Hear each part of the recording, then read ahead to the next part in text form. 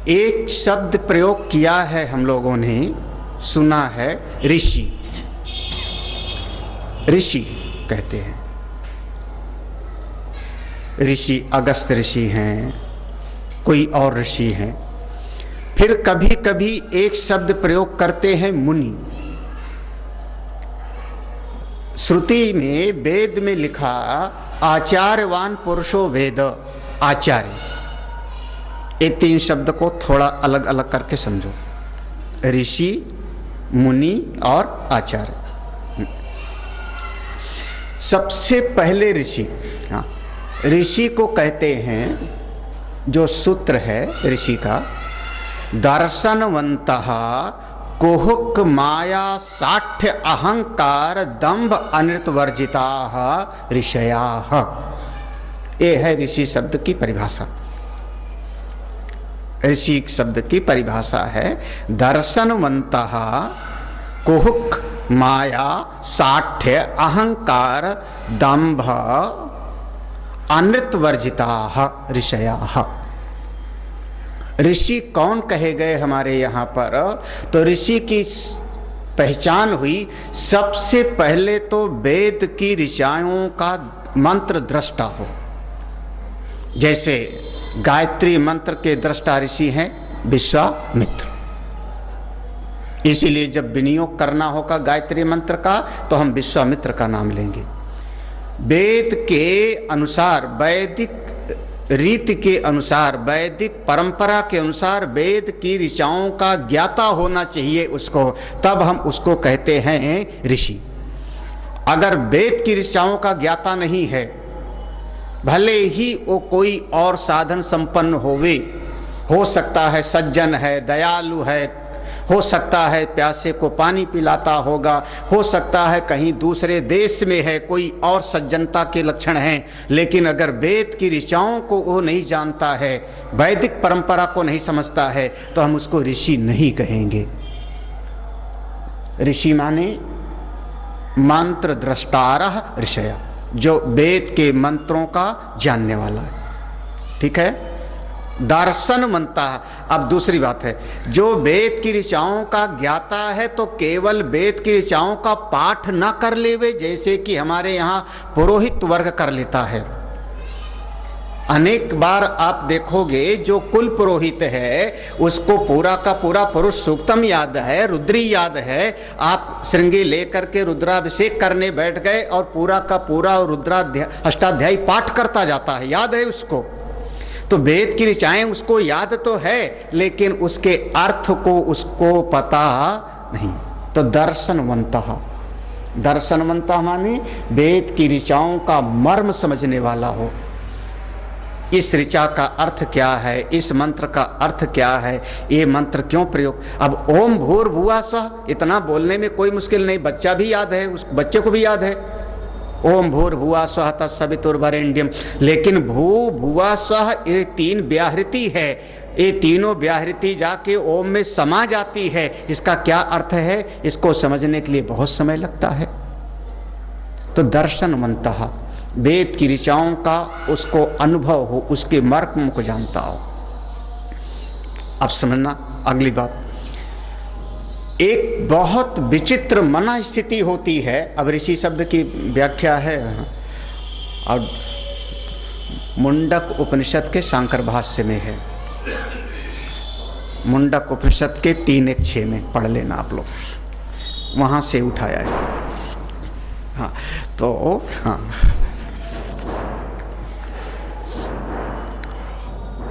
वेद की ऋचाओं का उसको स्मरण भी है, याद भी है। वेद की ऋचाएं उसको स्मृति में भी है, याद भी हैं। वो थोड़ा मर्म भी समझता है, उसकी व्याख्या भी कर सकता है। लेकिन कभी कभी दूसरे से जलन भी हो सकती है। बताओ बताओ, उसको देखो, उसके पास ज़्यादा भगत जाते हैं, मेरे पास कम आ रहे हैं। हाँ, वो कहा कंचन तजना सहज है, सहज तिया का ने मान बड़ाई ईर्ष्या, ये तजना संदेह। नहीं तो वही विश्वामित्र ऋषि के मन में क्यों वो द्वेष आता वशिष्ठ ऋषि को लेकर के? उनकी इतने समय तक वशिष्ठ ऋषि से मन की चित्त की द्वेष की वृत्ति नहीं गई, जबकि समस्त देव समाज उनको देवलोक में उनको ब्रह्मर्षि कहा जाने लगा था। जब सारे देवता उनको ब्रह्मर्षि कहने लगे, इसका मतलब प्रमाण पत्र मिल गया, तो अब उनके भीतर चित्त में द्वेष की वृत्ति क्यों है? बोले तब भी उनके भीतर था कि ये सब कहते हैं लेकिन वशिष्ठ क्यों नहीं कहते हमको ब्रह्मर्षि? जब कभी मिलते हैं तो वशिष्ठ हमको राजर्षि क्यों बोलते हैं? चित्त में वो जलन की वृत्ति, द्वेष की वृत्ति रह सकती है।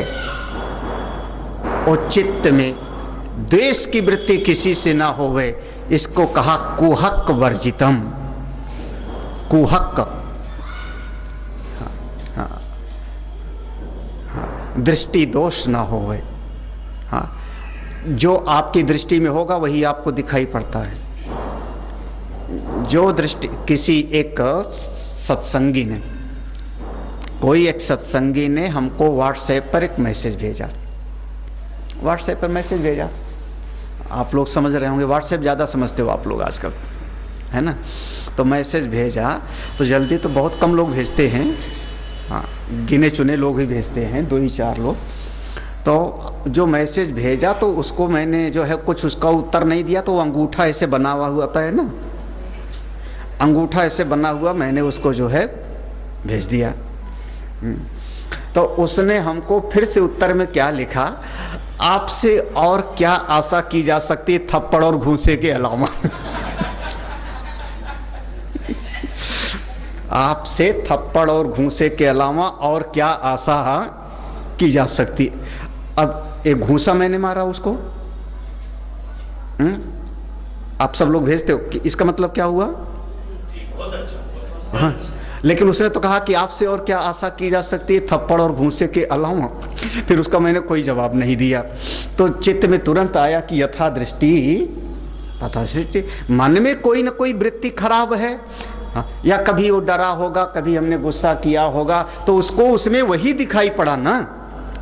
कुहक वर्जितम, कुहक वर्जितम, कुहक दोष दृष्टि ना हो। हाँ, माया वर्जितम, ये सब शब्द हैं। माया वर्जितम, माया माने जो नहीं है वो दिखाया जावे, जो नहीं है उसकी प्रतीत करावे। माया वर्जितम, अपने आप समझते जाना। साठ्य वर्जितम, साठ्य वर्जितम, साठ्य माने मूर्खता ना होवे उसके भीतर। कभी ये मूर्खता माने जब वो ज्ञानी हो गया, ऋषि हो गया, तो मूर्ख कैसे होगा? ये दोनों में विरोधाभास हो रहा है। अगर वो ऋषि है तो मूर्ख कैसे होगा? साठ्य का अर्थ होता है सठ माने मूर्ख। तो कहा नहीं, इसका मतलब हुआ सम में विषम दृष्टि, विषम में सम दृष्टि ना होवे। सम में विषम दृष्टि और विषम में सम दृष्टि। अरे समझना आप,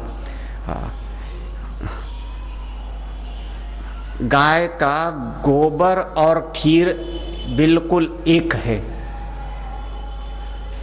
आप कैसे कहते हो? मैं सिद्ध कर सकता हूं, लाओ। क्यों? क्योंकि दोनों का कारण एक है। जो खीर बनी आपकी, वो खीर भी कहां से पैदा हुई? गाय से। गाय से आई ना, हा? दूध गाय से मिला। और गोबर कहां से आया? वो भी गाय से आया, गोमय। तो गोबर और खीर दोनों एक, ऐसा कैसे हो सकता है? बोले नहीं, कोई आदमी तर्क से सिद्ध कर सकता है। इसको कहते हैं विषम में सम दृष्टि। कई बार ऐसा व्यवहार में आप लोग सुन लोगे, संत लोग, वो संत बड़े पक्षपाती हैं, उसको ज्यादा प्रेम करते हैं, हमको कम। वो जीव ये नहीं देख रहा है, प्राणी ये नहीं देख रहा है कि वो हमारे भीतर कोई कमी होगी। एक तो भगवान के लिए भी ऐसा प्रयोग किया गया गीता जी में, जब भगवान ने कहा कि ज्ञानी भक्त को मैं बहुत प्रेम करता हूं। 4 प्रकार के भक्त हैं, आर्थ, जिज्ञासु, अर्थार्थी और ज्ञानी। तो ज्ञानी मेरा आत्मा है। तो तुरंत चित्त में ऐसी बात आई कि फिर इसका मतलब कि आप किसी से प्रेम नहीं करते हो। तो भगवान को कहना पड़ा, समो हम सर्वभूतेषु न मे देशे अस्ति न प्रिय। मैं सबके लिए समान हूं। हाँ, ये भजन्ति तुम आम भक्त्या, जो मेरी शरण में आते हैं, जो मेरी उपासना करते हैं, उनका ध्यान मैं करता हूं। अब पितामह भीष्म से मेरा मन लगा हुआ है, गोपी हैं तो उनसे मेरा मन लगा है। अब भगवान जा करके सबरी के यहाँ जूठी बेर खा सकते हैं, तो इसका मतलब थोड़े है कि जितना वहां पर पूरी बस्ती हो सबके यहाँ जाकर जूठी बेर खावे। सबरी जैसी भक्त है, वो सबरी की महिमा है, उसकी साधना है, उसका त्याग है, उसका बल है, जो भगवान सबरी के यहाँ जाके जूठे बेर खाते हैं। वहाँ 50 झोपड़ियाँ और होंगी तो उनके यहाँ तो नहीं गए। अगर वो कहें कि भगवान पक्षपाती हैं तो इसका मतलब है कि उनकी दृष्टि में दोष आया। 60 वर्षितम माने सम में विषम दृष्टि न हो। जहाँ समत्व का व्यवहार होवे वहाँ विषमता न करो। जहाँ पर व्यवहार लोगों के स्वभाव के अनुकूल अलग अलग करना है वहाँ सम दृष्टि मत करो। ये व्यवहार में है। इतने सारे लोग बैठे हो और सब आप पंगत करने बैठो तो सबको हम लड्डू खिलावें बराबर? हाँ, हम पक्षपात न करें। बोले आप फिर ना समझ हो, क्योंकि एक आदमी को शुगर की बीमारी है, उसको लड्डू खाना मना है। एक आदमी बीमार है, वो खाएगा तो उसको तकलीफ, तो वहां पर हमको विषम व्यवहार करना पड़ेगा ना, विपरीत व्यवहार ना हो। 60 वर्जितम। हाँ, अभी ये सब लक्षण है। अहंकार दंभ अनृत वर्जिता। अहंकार ना होवे, दंभ, दंभ माने साधना उधना तो होते नहीं, लेकिन साधना का दिखावा करे, उसको कहते हैं दंभ। जैसे बकासुर बकुले के जैसा ध्यान कर रहा है, जैसे काल नेमी, दंभ। तो दंभ माने दिखावापन। दंभ अनृत वर्जिता। झूठ न बोले, अनृत वर्जित, झूठ से बचो, बिल्कुल झूठ से बचना चाहिए।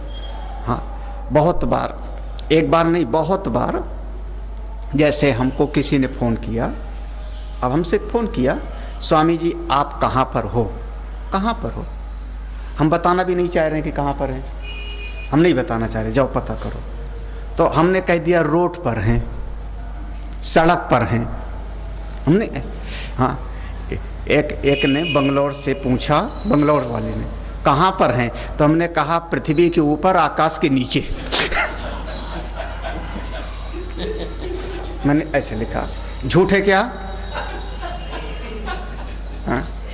मैंने कहा सड़क पर हूँ, तो सामने वाले को ये समझना चाहिए कि स्वामी जी नहीं बताना चाह रहे हैं कि कहाँ, किस घर में बैठे हो, किस शहर में बैठे हो, किस मोहल्ले में बैठे हो। नहीं बताना चाह रहे हैं ना कि अयोध्या में हो कि लखनऊ में हो। जब स्वामी जी ने ऐसा कह दिया तो अपने आप को विड्रॉ करो। लेकिन झूठ मैंने नहीं बोला और हमने बताया भी, झूठ नहीं बोला, बताया भी नहीं। अनृत वर्जिता।